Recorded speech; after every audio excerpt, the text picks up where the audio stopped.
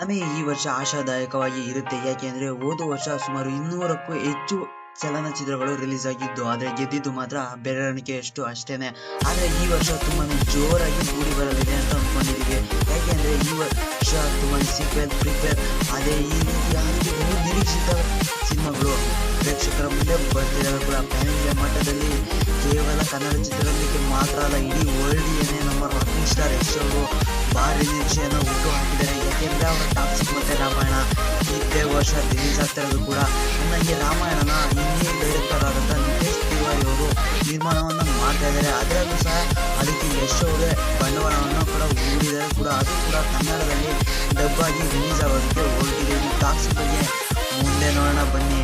ಇನ್ನು ಉಳಿದಂತೆ ಆದರೆ 2025ರಲ್ಲಿ ಕನ್ನಡದ ಕೆಲ ಸ್ಟಾರ್ಗಳು ಥಿಯೇಟರ್ಗೆ ಬಂದೇ ಇಲ್ಲ. ಅವರ ಯಾವುದೇ ಚಿತ್ರ ಕೂಡ ಬಿಡುಗಡೆ ಆಗಿಲ್ಲ. ಆದರೆ ಈ ವರ್ಷ ಅವರು ಕೂಡ ಚಿತ್ರಮಂದಿರಗಳಿಗೆ ಬಂದು ಧೂಳನ್ನು ಎಬ್ಬಿಸಬೇಕು ಅಂತ ಅಂದ್ಕೊಂಡಿದ್ದಾರೆ.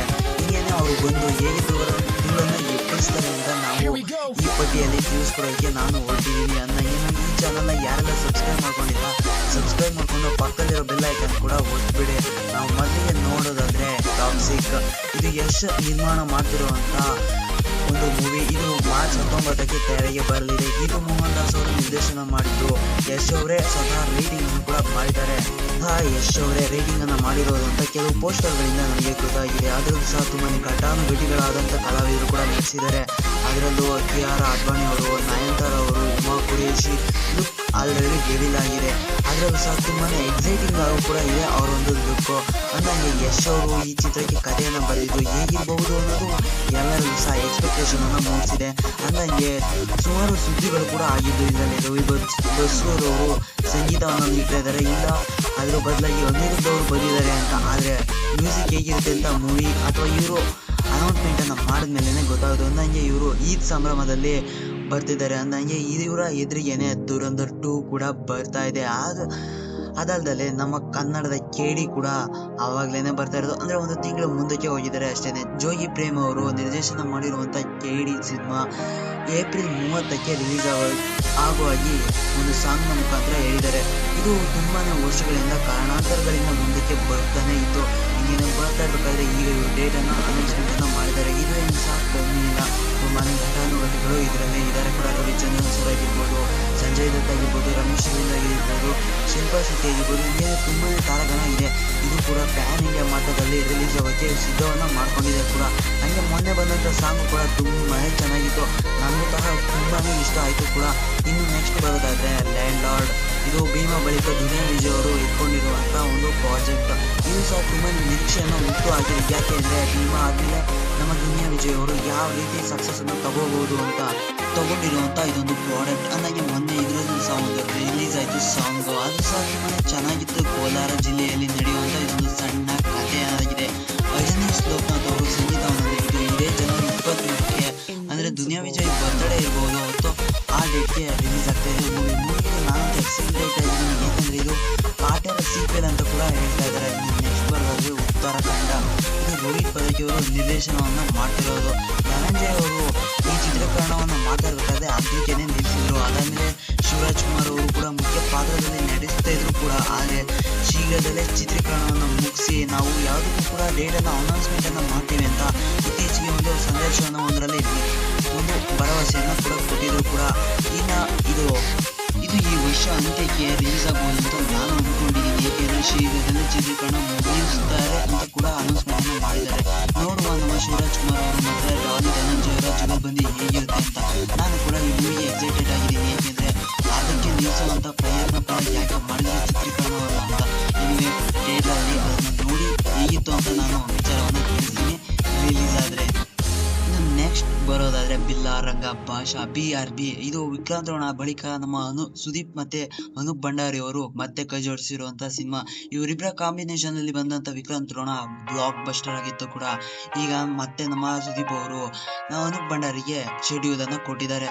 ಅಂದಾಗೆ ಈ ವರ್ಷವೇ ಈ ಚಿತ್ರ ಕೂಡ ತೆರೆಗೆ ಬರುವ ಸಾಧ್ಯತೆ ಇದೆ. ಅಂದಾಗೆ ನನ್ನ ಅನಿಸಿಕೆ ಪ್ರಕಾರ ಇದು ಕೂಡ ಡಿಸೆಂಬರ್ 25ಕ್ಕೆ ಬರುವಂಥ ಸಾಧ್ಯತೆ ಇದೆ. ಏಕೆಂದರೆ ನಮ್ಮ ಸುದೀಪ್ ಅವರು ಯಾವಾಗಲೂ ಕೂಡ ಅದಕ್ಕೆ ಬರುವಂಥ ಸಿದ್ಧತೆಗಳನ್ನು ಹಿಂಗೆ ಮಾಡಿಕೊಂಡು ಬಂದಿದ್ದಾರೆ. ಅವರಿಗೆ ಆ ಡೇಟಲ್ಲಿ ಏನೋ ಮೋಸ್ಟ್ಲಿ ಸಕ್ಸಸ್ ಇರ್ಬೋದು, ಅದು ಅವರಿಗೇನೆ ಬಿಟ್ಟಿದ್ದು. ಇನ್ನು ನೆಕ್ಸ್ಟ್ ಬರೋದಾದರೆ ನಮ್ಮ ಸೂರಿ ಮತ್ತು ಯುವರ ಸಿನಿಮಾ. ಇದು ನಿರ್ದೇಶನವನ್ನು ಮಾಡ್ತಿದ್ದಾರೆ, ಅದು ಯುವರಾಜ್ ಕುಮಾರ್ಗೆ. ಅದು ಕೂಡ ಸೆಟ್ ಏರಿದೆ. ಕಾರಣಾಂತರಗಳಿಂದ ಈ ಸಿನಿಮಾ ತಡವಾಗ್ತಿದೆ. ಯಾಕೆಂದ್ರೆ ಏನೋ ಕೆಲವೊಂದು ಕಾರಣಗಳನ್ನು ಕೊಟ್ಟಿದ್ದಾರೆ, ಬಟ್ ಅವು ಕೂಡ ವರ್ಕೌಟ್ ಆಗ್ತಿಲ್ಲ. ನನಗೆ ಈ ವರ್ಷವೇ ಈ ಚಿತ್ರೀಕರಣ ಮುಗಿದು ತೆರೆಗೆ ಬರೋದನ್ನು ಕೂಡ ಆಶ್ಚರ್ಯ ಪಡುವಂತ ಇಲ್ಲ. ಯಾಕೆಂದ್ರೆ ಇವರ ಕಾಂಬೋ ನೋಡೋಕ್ಕೆ ಜನ ಕೂಡ ತುಂಬಾನೇ ವೇಟನ್ನು ಮಾಡ್ತಾ ಇದ್ದಾರೆ. ಯಾಕೆಂದ್ರೆ ಒಬ್ಬ ಮಾಸ್ ಹೀರೋ, ಇನ್ನೊಬ್ರು ಕ್ಲಾಸ್, ಹಂಗಾಗಿದೆ. ನಾನು ಕೂಡ ಎಕ್ಸೈಟೆಡ್ ಆಗಿದ್ದೀನಿ. ನೆಕ್ಸ್ಟ್ ಬರೋದಾದ್ರೆ 666 ಆಪರೇಷನ್ ಡ್ರೀಮ್ ಥಿಯೇಟರ್. ನನಗೆ ಇದು ಹೇಮಂತ್ ಅವರು ನಿರ್ದೇಶನವನ್ನು ಮಾಡಿರುವಂತ ಸಿನಿಮಾ. ಇದರಲ್ಲೂ ಕೂಡ ಧನಂಜಯ್ ಮತ್ತು ಶಿವಣ್ಣ ಅವರು ಜುಗಲ್ಬಂದಿ ಜೋರಾಗಿದೆ ಇದೆ. ನನಗೆ ಇದು ರೆಟ್ರೋನಲ್ಲಿ ಬರ್ತಾ ಇರುವಂತ ಒಂದು ಮೂವಿ. ಅದರಲ್ಲೂ ಕೂಡ ನಮ್ಮ ಪ್ರಿಯಾಂಕಾ ಮೋಹನ್ ಅವರು, ಅಂದ್ರೆ ತಮಿಳಿನ ಪ್ರಿಯಾಂಕಾ ಮೋಹನ್ ಅವರು ಈ ಮೂವಿಗೆ ನಟನೆಯನ್ನ ಮಾಡ್ತಾ ಇದ್ದಾರೆ, ಅದು ಹೀರೋಯಿನ್ ಆಗಿ. ನನಗೆ ಈ ಮೂವಿನ ಕೂಡ ಇದೇ ವರ್ಷ ತೆರೆಗೆ ಬರುವ ಎಲ್ಲಾ ಸಾಧ್ಯತೆಗಳು ಇರಬೇಕು ಕೂಡ. ಯಾಕೆಂದ್ರೆ ಇದರ ಚಿತ್ರೀಕರಣ ಕೂಡ ಆಲ್ಮೋಸ್ಟ್ ಆಲ್ ಮುಗಿಯೋದಕ್ಕೆ ಬಂದಿದೆಯಂತೆ. ನೋಡೋಣ, ಈ ವರ್ಷ ಇದು ಕೂಡ ತೆರೆಗೆ ಬಂದು ಆಶ್ಚರ್ಯ ಪಡುವಂತೆ ಏನಿಲ್ಲ. ಇನ್ನು ಉಳಿದಂತೆ ನಮ್ಮ ಗಣೇಶ್ ರವರ ಪಿನಾಕ ಆಗಿರ್ಬೋದು, ಯುವರ್ ಸಿನ್ಸಿಯರ್ಲಿ ರಾಮ್ ಆಗಿರ್ಬೋದು, ಪ್ರಜ್ವಲ್ ಅವರ ಕರಾವಳಿ ಆಗಿರ್ಬೋದು, ಇದು ಮೋಸ್ಟ್ಲಿ ಹೋದ ವರ್ಷದಿಂದ ರಿಲೀಸ್ ಆಗಬೇಕಾಗಿತ್ತು, ಬಟ್ ಕಾರಣಾಂತರಗಳಿಂದ ಮುಂದೆ ಹೋಗಿದೆ. ಇನ್ನು ನೆಕ್ಸ್ಟ್ ದುನಿಯಾ ವಿಜಯ್ ನಿರ್ದೇಶನವನ್ನು ಮಾಡಿದಂತ ಸಿಟಿ ಲೈಟ್ಸ್ ಕೂಡ ಇದೇ ವರ್ಷ ತೆರೆಗೆ ಬರುವಂತ ಎಲ್ಲ ಸಾಧ್ಯತೆಗಳು ಇದ್ದಾವೆ. ನನಗೆ ಹೋದ ವರ್ಷ ಬಂದಿರುವಂತ ಲಕ್ಷ್ಮೀ ಶೆಟ್ಟಿ ಆಗಿರ್ಬೋದು, ಶ್ರೀಮುರಳಿ ಅವರಾಗಿರ್ಬೋದು, ಇದೇ ವರ್ಷ ತೆರೆಗೆ ಬಂದು ಅಪ್ಪಳಿಸೋರು ಕೂಡ ಆಶ್ಚರ್ಯವನ್ನು ಪಡಬೇಕಾಗಿದೆ. ಯಾಕೆಂದ್ರೆ ಈ ವರ್ಷ ಅವ್ರು ಬರಲೇಬೇಕು. ಬಂದಿಲ್ಲ ಅಂದ್ರೆ ತುಂಬಾನೇ ಕನ್ನಡ ಚಿತ್ರರಂಗಕ್ಕೆ ಓದೇ ಬೀಳುತ್ತೆ. ಇನ್ನು ನೆಕ್ಸ್ಟ್ ಬರೋದಾದ್ರೆ ಇಲ್ಲಿಂದ ನಾವು ಬೇರೆ ಭಾಷೆಗೆ ಹೋಗೋಣ. ಇನ್ನು ನೆಕ್ಸ್ಟ್ ಬರೋದಾದ್ರೆ ರಾಮಾಯಣ. ಮೊದಲು ಹೇಳಿರೋ ಹಾಗೇನೆ ಇದು ಯಶ್ ರವರು ನಿರ್ಮಾಣ ಮಾಡಿ ಮತ್ತು ರಾವಣ ಪಾತ್ರವನ್ನ ನಿರ್ವಹಿಸುತ್ತಿರುವಂತ ಮೂವಿ ಅಂತಾಗಿ. ಇದರಲ್ಲಿ ರಣಬೀರ್ ಕಪೂರ್ ಅವರು ರಾಮನಾಗಿ ನಟನೆಯನ್ನ ಮಾಡ್ತಾ ಇದ್ದಾರೆ. ಹಾಗಾಗಿ ನಿತೀಶ್ ತಿವಾರಿ ಅವರು ಡೈರೆಕ್ಷನ್ ಅನ್ನ ಮಾಡ್ತಾ ಇದ್ದಾರೆ ಮೂವಿ. ಇದು ನವೆಂಬರ್ಗೆ ಎಕ್ಸ್ಪೆಕ್ಟೇಷನ್ ಮಾಡಲಾಗಿದೆ. ಅದು 8ನೇ ತಾರೀಕು. ನೋಡುವ ಯಾವಾಗ ಬರ್ಬಹುದು ಅಂತ. ಇನ್ನು ನೆಕ್ಸ್ಟ್ ಬರೋದಾದ್ರೆ ಕಿಂಗ್ ಖಾನ್ ಆಗಿರುವಂತ ನಮ್ಮ ಶಾರುಖ್ ಖಾನ್ ಅವರ ಮೂವಿ ಕಿಂಗ್. ಇದು ಕೂಡ ಈ ವರ್ಷದ ಎಂಡೊಳಗೆ ಬರ್ಬಹುದು ಅಂತ ಎಲ್ಲರೂ ಕೂಡ ಊಹೆಯನ್ನ ಮಾಡ್ಕೊಂಡಿದ್ದಾರೆ. ಹಾಗಾಗಿ ಈ ಮೂವಿನ ಸಿದ್ಧಾರ್ಥ್ ಆನಂದ್ ಅವರು ನಿರ್ಮಾಣವನ್ನು ಮಾಡಿದ್ದು, ಶಾರುಖ್ ಖಾನ್ ಮತ್ತೆ ದೀಪಿಕಾ ಪಡುಕೋಣೆ ಈ ಮೂವಿಯಲ್ಲಿ ನಟಿಸುವಂತ ಎಲ್ಲ ಸಾಧ್ಯತೆ ಇದೆ. ಇದು ನೆಕ್ಸ್ಟ್ ಬರೋದಾದ್ರೆ ದುರಂಧರ್ 2 ಏನು ಬಾಕ್ಸ್ ಆಫೀಸ್ ನಲ್ಲಿ ಧೂಳೆ ಬಿಡಿಸ್ತಾ ಇದೆ ಅಂತ ಎಲ್ಲರೂ ಕೂಡ ಆಶ್ಚರ್ಯವನ್ನ ಪಡ್ಕೊತಾ ಇರ್ತಾರೆ. ರಿಲೀಸ್ ಡೇಟ್ ಅನ್ನ ಅನೌನ್ಸ್ಮೆಂಟ್ ಅನ್ನ ಮಾಡ್ತಾರೆ. ಅದು ಬೇರೆ ಯಾವುದೋ ಅಲ್ಲ, ನಮ್ಮ ಟಾಕ್ಸಿಕ್ ಬರೋ ಟೈಮ್ ಏನೇ ಮಾರ್ಚ್ 19ಕ್ಕೆ ಇವರು ಕೂಡ ಬರ್ತಾ ಇದ್ದಾರೆ. ಹೇಗೆ ನಡೆಯುತ್ತೆ ಬಾಕ್ಸ್ ಆಫೀಸ್ ಫೈಟ್ ಅನ್ನೋದು ನಾನಂತೂ ತುಂಬಾನೇ ಕಾತರಾಗಿ ಇದ್ದೀನಿ ಗುರು. ನನಗೆ ಈ ಸಿನಿಮಾ ದುರಂಧರ್ 1200 ಕೋಟಿಗೂ ಅಧಿಕ ಕಲೆಕ್ಷನ್ ಅನ್ನ ಮಾಡಿ ಮುಂದೆ ಇರುತ್ತದೆ. ನೆಕ್ಸ್ಟ್ ಬರೋದಾದ್ರೆ ನಮ್ಮ ದಳಪತಿ ವಿಜಯ್ ಅವರ ಕೊನೆಯ ಚಿತ್ರ. ನನಗೆ ಇದು ಜನನಾಯಕನ್.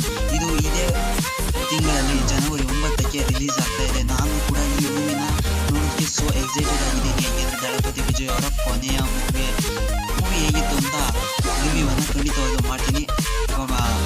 ರಿವ್ಯೂ ಅನ್ನು ನೋಡಿ ಸಪೋರ್ಟ್ ಅನ್ನು ಮಾಡಿ. ಇನ್ನು ನೆಕ್ಸ್ಟ್ ಬರೋದಾದ್ರೆ ರಾಜಸಾಬ್. ಜನನಾಯಕ ಮತ್ತೆ ರಾಜಸಾಬ್ ಎರಡೂ ಕೂಡ ಒಂದೇ ದಿವಸ ರಿಲೀಸ್ ಆಗ್ತಾ ಇದ್ದಾವೆ. ನನಗೆ ಹೋದ ವರ್ಷ ಪ್ರವಾಸ ಯಾವ ಮೂವಿನೂ ಕೂಡ ತೆರೆಗೆ ಬಂದಿಲ್ಲ. ಈಗ ಅವರ ಫ್ಯಾನ್ಸ್ ಕೂಡ ಅವರ ಫಿಲಮ್ ನೋಡೋದಕ್ಕೆ ತುಂಬಾ ಎಕ್ಸೈಟೆಡ್ ಆಗಿ ಕಾಯ್ತಾ ಇದ್ದಾರೆ. ಹೇಗಿರ್ಬೋದು ಅವರ ಇಬ್ಬರು ಬಾಕ್ಸ್ ಆಫೀಸ್ ಫೈಟ್ ಅನ್ನೋದು 9ನೇ ತಾರೀಕು ನೋಡಿ ತಿಳ್ಕೊಳ್ಳೋಣ. ಇನ್ನು ನೆಕ್ಸ್ಟ್ ಬರೋದಾದ್ರೆ ಪರಾಶಕ್ತಿ ಆಗಿರೋದು ಶಿವಕಾರ್ತಿಕೇಯನ್ ಅವ್ರದ್ದು. ಇನ್ನು ನೆಕ್ಸ್ಟ್ ಬರೋದಾದ್ರೆ ದೃಶ್ಯಂ 3. ಇದು ಕೂಡ ಅಕ್ಟೋಬರ್ 2ಕ್ಕೆ ರಿಲೀಸ್ ಆಗೋ ಸಾಧ್ಯತೆ ಇದೆ. ಇನ್ನು ಬಾರ್ಡರ್ 2 ಆಗಿರ್ಬೋದು, ನಮ್ಮ ಲ್ಯಾಂಡರ್ ವಿರುದ್ಧ ಬಾರ್ಡರ್ 2ನ ರಿಲೀಸ್ ಅನ್ನ ಮಾಡೋದಕ್ಕೆ ಬಾಲಿವುಡ್ ನಲ್ಲಿ ಎಲ್ಲ ತಯಾರಿಯನ್ನು ಮಾಡ್ಕೊಂಡಿದ್ದಾರೆ. ಅಂದಂಗೆ ಈ ಮೂವಿಲಿ ಸನ್ನಿ ಡಿಯೋಲ್, ವರುಣ್ ಧವನ್ ಹಿಂಗೇನೆ ಮುಂತಾದವರು ನಟಿಸಿದ್ದಾರೆ. ಇದೊಂದು ದೇಶ ಪ್ರೇಮ ಸಾರುವಂತ ಮೂವಿ. ಇನ್ನು ನೆಕ್ಸ್ಟ್ ಬರೋದಾದ್ರೆ ಗ್ಲೋಬಲ್ ಸ್ಟಾರ್ ಆದಂತ ನಮ್ಮ ರಾಮ್ ಚರಣ್. ಇವರು ಸತತ ಸೋಲಿನಿಂದ ಕಂಗೆಟ್ಟು ಈಗ ಪೇದಿ ಮುಖಾಂತರ ಹೇಗಾದ್ರೂ ಮಾಡಿ ಬರ್ಬೇಕು ಅಂತ ಹೇಳ್ಬಿಟ್ಟು ನಮ್ಮ ಕನ್ನಡದ ಸ್ಟಾರ್ ಆದಂತ ಶಿವಣ್ಣನನ್ನ ಹಾಕೊಂಡು ಮೂವಿಯನ್ನ ಮಾಡ್ತಾ ಇದ್ದಾರೆ. ಅಂದಂಗೆ ಇದು ಬುಚ್ಚಿ ಬಾಬು ಅವರು ನಿರ್ಮಾಣವನ್ನ ಮಾಡ್ತಾ ಇರ್ಬೋದು. ಇದು ಕೂಡ ಹೇಗಿರ್ಬಹುದು ಅಂತ ನೋಡೋಕೆ ಸೋ ಎಕ್ಸೈಟೆಡ್ ಆಗಿದ್ದೀನಿ. ಅಂದಂಗೆ ಇನ್ನೊಂದು ಮೂವಿ ಟಾಕ್ಸಿಕ್ ಬರೋ ದಿವಸದಿಂದ ರಿಲೀಸ್ ಆಗ್ತಾ ಇದೆ ಅಂತ ನಮ್ಮ ಟಾಕ್ಸಿಕ್ ಬರೋ ಡೇಟ್ಗೆ ಇದು ಮೂವಿನೂ ಕೂಡ ಅನೌನ್ಸ್ಮೆಂಟ್ ಆಗಿದೆ. ಅದೇ ಡಾಕ್ ವೈಟ್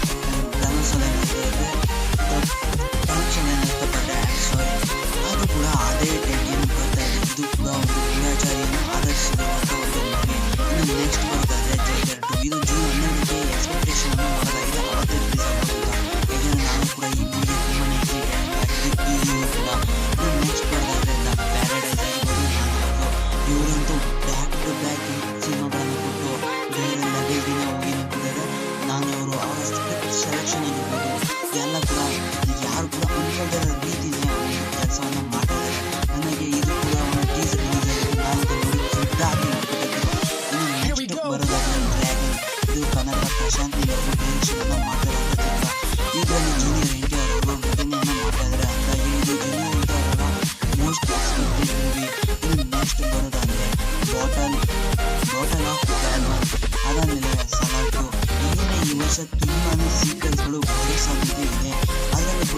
ಇದ್ರ ಮೇಲೆ ತುಂಬಾ ಎಕ್ಸ್ಪೆಕ್ಟೇಷನ್ ಕೂಡ ಇದಾವೆ ಕೂಡ. ಆದರೆ ಅದು ಏನಾಗ್ಬೋದು ಅಂತ ಅದನ್ನು ಯಾರು ಸಹ ಗೊತ್ತಿಲ್ಲ ಅಲ್ವಾ. ನಿಮಗೆ ನಾನು ಈ ವಿಡಿಯೋನ ನಿಲ್ಲಿಸ್ತಾ ಇದ್ದೀನಿ. ತುಂಬಾ ಮೂವಿಗಳು ಸೆಟ್ ಇದ್ದಾವೆ.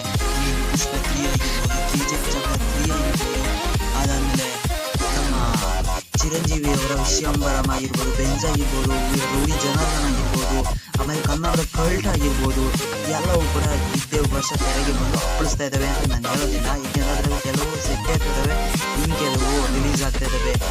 ನಾನು ನನ್ನ ಲಿಸ್ಟಲ್ಲಿ ಇದ್ದಂಥವು ಇಷ್ಟೇನೆ. ನಾನು ಯಾವ್ದಾದ್ರು ಮೂವಿನ ಬಿಟ್ಟಿದ್ರೆ, ಅಕಸ್ಮಾತ್ ಯಾವ್ದಾದ್ರು ತಪ್ಪಿಸಿದ್ರೆ, ಯಾವ್ದಾದ್ರು ತಪ್ಪಾಗಿ ಹೇಳಿದ್ರೆ ಕಮೆಂಟ್ ಬಾಕ್ಸಲ್ಲಿ ಕಮೆಂಟನ್ನು ಮಾಡಿ ತಿಳಿಸಿ. ಏನಿವೆ ನೆಕ್ಸ್ಟ್ ವಿಡಿಯೋದಲ್ಲಿ ಸಿಗ್ತೀನಿ. ಅಂದಂಗೆ ನಂದು ಇನ್ನೊಂದು ಚಾನಲ್ನ ಕೂಡ ಫಾಲೋವನ್ನು ಮಾಡ್ಕೊಳ್ಳಿ, ಏಕೆಂದರೆ ಅದೇ ನನಗೆ ತುಂಬಾ ಇಂಪಾರ್ಟೆಂಟ್. ಆದರೆ ಇದಾದಮೇಲೆ ನಾನು ಹಿಸ್ಟ್ರಿ ಬಗ್ಗೆ ಅಥವಾ ಇನ್ನೊಂದು ಯಾವುದಾದ್ರೂ ಒಂದು ಮೂವಿಯ ರಿವ್ಯೂ ಬಗ್ಗೆ ನಾನು ಬರ್ತೀನಿ. ಏನಿವೆ ಥ್ಯಾಂಕ್ ಯು.